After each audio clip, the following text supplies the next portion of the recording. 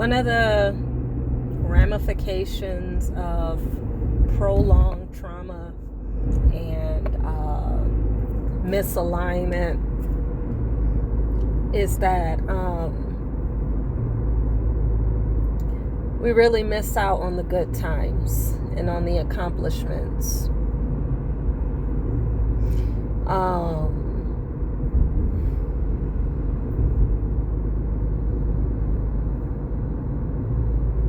I'm still very angry about both of my pregnancies, both times just being disrespected and in very stressful environments that at the time I could not leave, one being the workplace with my second son, and then the other one being my family and the workplace with my first son. That has been something that has been very, very difficult for me to get over. And that's what usually starts the cycles of frustration and anxiousness that I feel.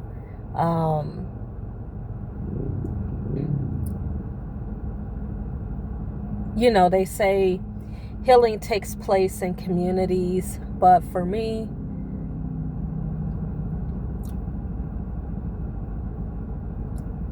if I wait on a community, I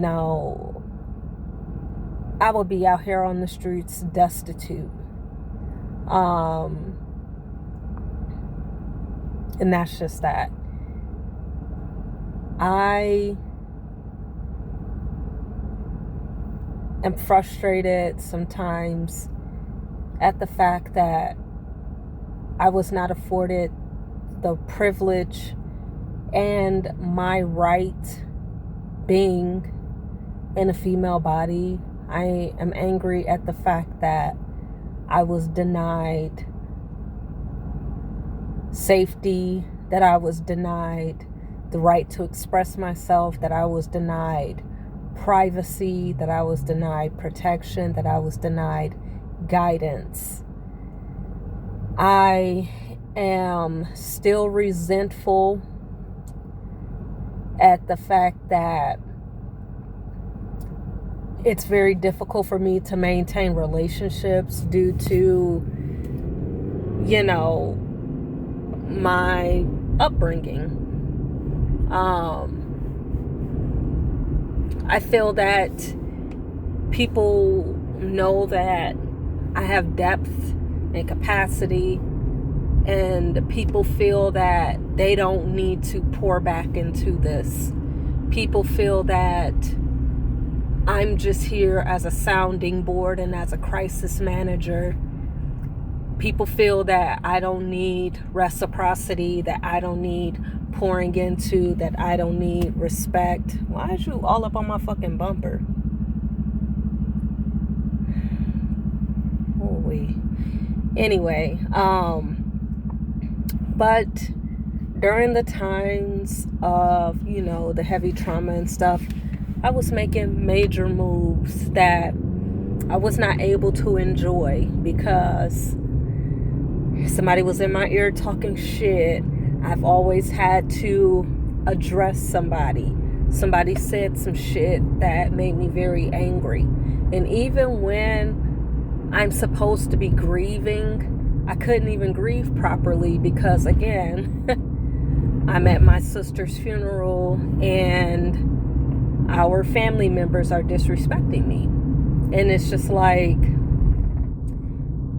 I just get so tired of people feeling like I'm the person that they want to disrespect. I'm the person that they want to feel triggered by. I'm the person that they're always watching my every move, criticizing my every thought, and taking offense to something that has nothing to do with them. It is draining and frustrating, and it's like, on one hand, if I sat up and argued with every single person that offended me, again, I would be destitute. I would be leading myself to an early grave. But it's like, in those times that I don't respond, it makes me very, very fucking mad, because it's like, here it is, one other motherfucker who, has one over on me. And, I know that that's not the way to think. And, I know that that's not very helpful, but, I'm just so tired of the exclusion and the disrespect and people trying to be dismissive of my energy or, whatever. And it's like, I'm just here. Like, I'm not thinking about you, and I just hate that. In my heart, I desire connection, but I just had to accept the reality that I'm not going to get it. I've had to accept the fact that people aren't going to connect with me. And some people have an easier time with it, but I just don't. And when I tell people situations, and it's always somebody telling me oh, well, you're misreading it, and I know this person and they're not acting like that. But it's like, I have been around weirdos my whole life. I have been around people who one day act one way and then the next day just stop talking to me. So I know the pattern of people. I'm not filtering this through trauma. This is pattern recognition. Of course, I've had to develop pattern recognition for me to stay safe due to trauma. But the skill sets that I have learned to adjust and survive, I've adjusted them for real life. And this is a part of the reason why I can't keep friendships or family relationships, because I'm seeing the patterns early. I'm seeing them early, and I'm still giving grace. I'm still giving you 1 to 2 to 3 chances to prove me wrong, to prove whatever. And it's like, so I can't keep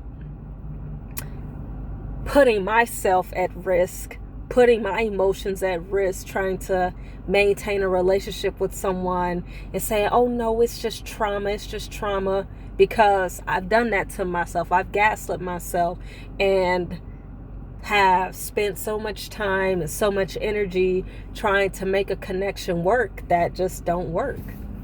And it gets lonely sometimes, especially around my birthday, because it is always a reminder that people do not fuck with me. And it's I don't know if it's my mother's fault or my father's fault or whatever, or just how the cards may be or whatever, but it just is what it is. And I just feel that people just don't understand, and I have just stopped trying to make people understand, and I know people be like, oh, you should just go to therapy. I work as a therapist, and I would never go to therapy. Even if there was a chance that I would have went, I definitely ain't doing it now, knowing how the mental health industry is run and working alongside other therapists. I wished I would. I just wished I would. And it's oh, you just have to find the perfect match, and yada yada yada yada yada yada. I've dealt with enough institutional harm to know for fuck no, fuck no. This is nothing bad, I feel that I do a good job in my job, but that's because I've been traumatized. And so I lead with trauma-informed care, for real. And a lot of therapists don't. And I'm not gonna say like it's just at my job. I've worked in this industry for a little minute, and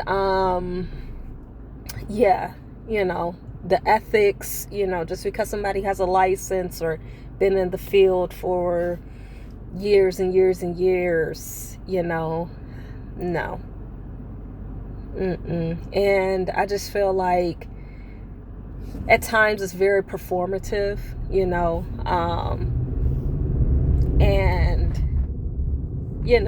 I don't know. I just feel like there would be no therapist that could help me.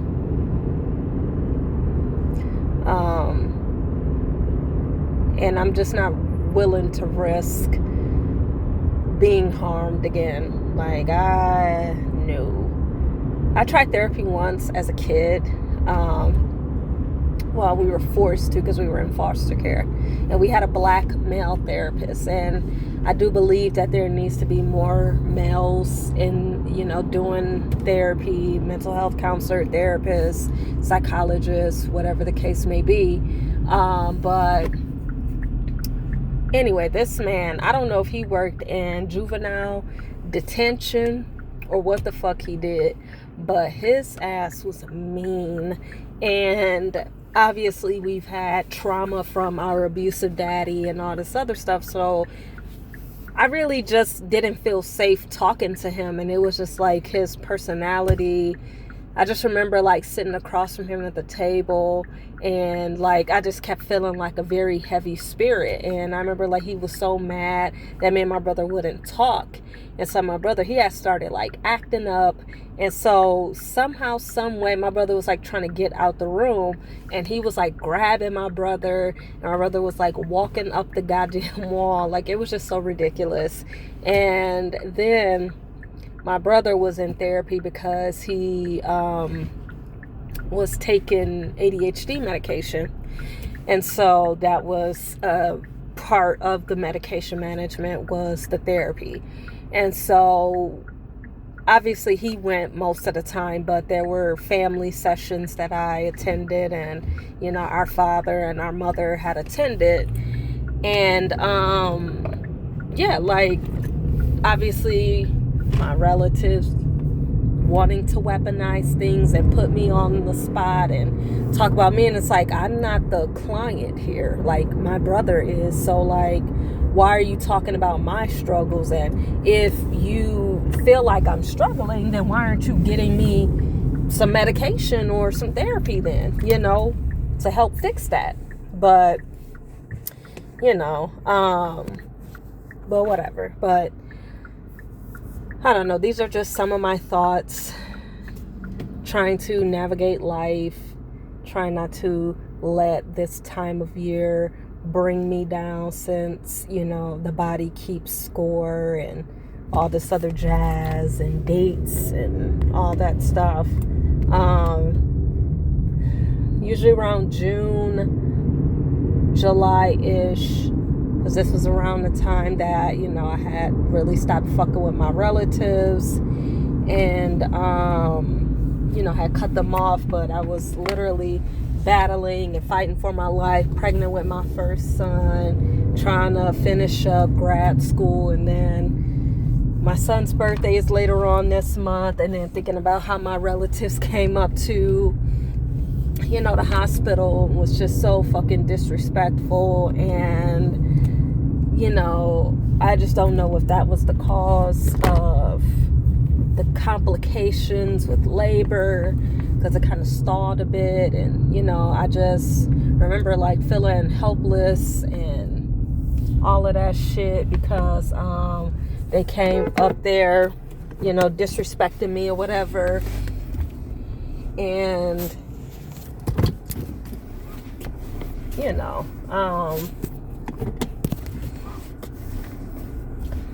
it was just ridiculous. It was just too much. And so, I just like laid up there in the bed, and, my cousin felt the need to bring my aunt up there. Now she's technically like a first cousin removed, because she's like my mom's first cousin.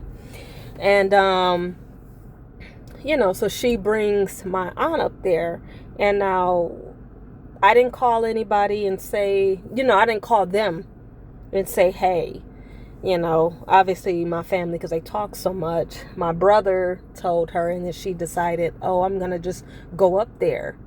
And the fact that they were trying to frame it as, oh, we just care and we just wanted to be there for you, but did not show any care, did not apologize, was very rude and very nasty to me. Like, I just will never forget that. Like, I'm literally in my most vulnerable state, and you coming up here rolling your fucking eyes at me and then talking shit about me while these people are digging my fucking baby out of me with a vacuum, and not a vacuum because that's not working.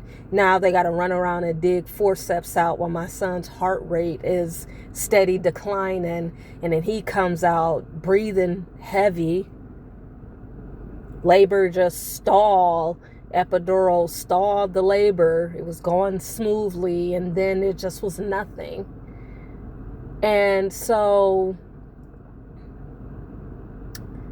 it'd be hard to get over shit like that. And, but it's been 12 years.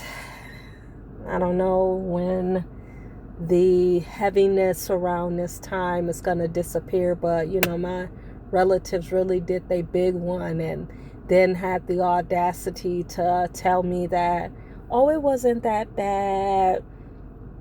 Oh, you're so mean for not being around them. You want to call me when somebody died, but nobody had the decency to be respectful while I'm in labor. And it's like, they just had no bounds to the motherfucking abuse.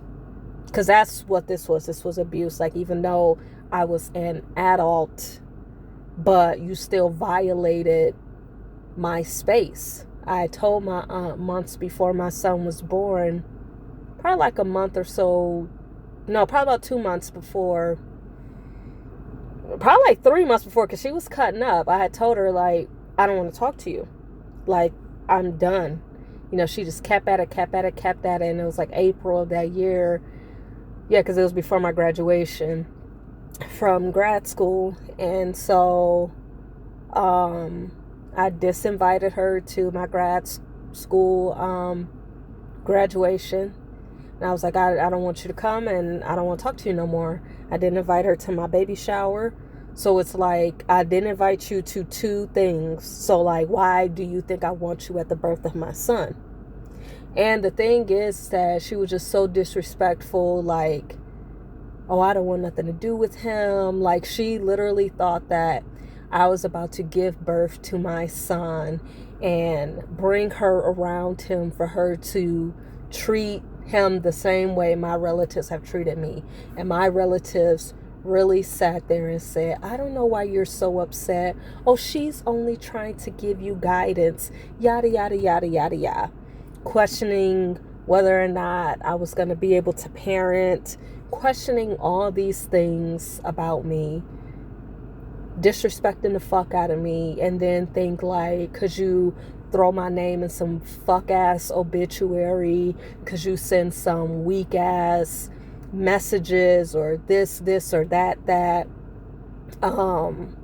that's supposed to move me, telling me, oh, we ain't shit. You treated me like a bitch off the motherfucking street. And I can't even say you treated me like a bitch off the street, because I've seen you motherfuckers be so generous, so polite, so caring, curious, forgiving, this, that, protective, this, that, and the third. But when it came to me, I always have to expect from people some type of fucking mistreatment. And then people always want to say, oh, you're so strong, you're this, you're that. It's like I have no choice but to be, because if I solely based my worth off of the way people have treated me, which has been very fucking bad, I would have taken myself out of here a long time ago. What has kept me going is spite. What has kept me going is spirituality. What has kept me going is me being focused on my goals, me being hardworking. But it's like, was this a trauma response? Was my productivity a coping skill? That's why I got severely burnt out after grad school, because I got so tired of holding everything. Is that why I had to take another 2.5 years off of work? So, I don't know. But these are just some thoughts that I have during this difficult time in my life. But my birthday is soon, so, I better scratch my ass and get glad.